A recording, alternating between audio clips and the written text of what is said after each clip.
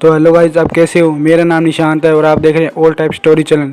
आज आपको मैं जो घटना बताने जा रहा हूँ वो इंटरनेट के द्वारा ली गई है। तो मैं कहानी उनके पॉइंट ऑफ व्यू से आपको बताऊंगा। मेरा नाम विनोद है और मैं जॉब में कार्यरत हूँ। सर्दी के मौसम होने के कारण टाइम का पता ही नहीं चला कि कब रात हो गई। ठंड भी शुरू हो चुकी थी। रास्ते में चलते चलते मेरे को एक आवाज़ सुनाई दी, रुक जाओ।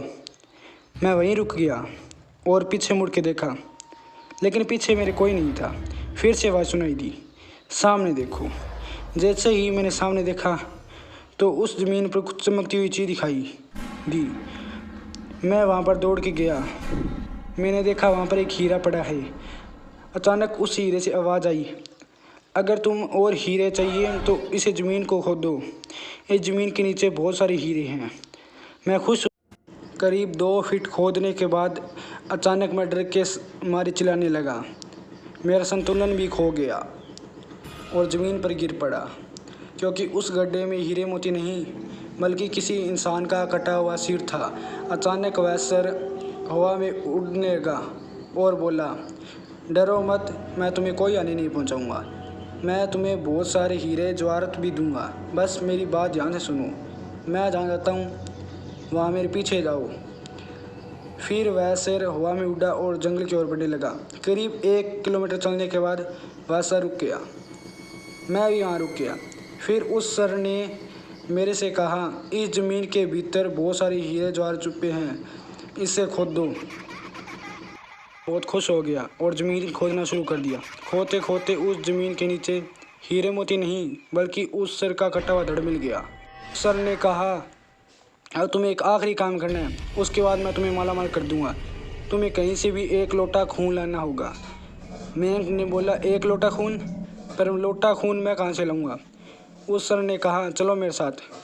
वो डरावना चेहरा मेरे को थोड़ी दूर पर ले गया। वहाँ उसने एक इंसान को दिखाते हुए कहा, उस इंसान का खून लेके आओ। मैं डर गया और बोला, नहीं नहीं, यह मुझसे नहीं होगा, यह मैं नहीं कर सकता।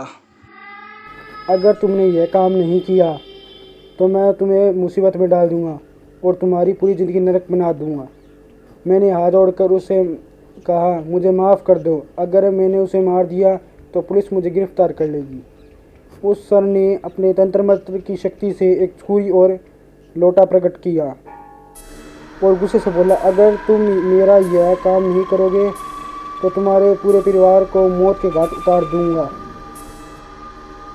मैंने मजबूरी में आकर उस आदमी को मार डाला और उसका खून लेकर उस सर के पास गया।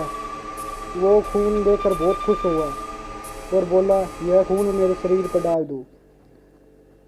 उसके कहने पर मैंने उस शरीर पर खून डाल दिया और फिर कुछ ही देर बाद वो कटा हुआ सर उससे जुड़ गया। यह सब देखकर मेरी हालत ख़राब होने लगी थी। मैं भूत से बहुत डर गया था।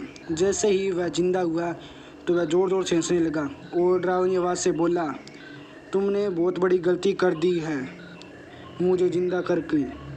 अब मैं सिर्फ तुम्हें ही नहीं बल्कि पूरे शहर को मौत के घाट उतारूंगा।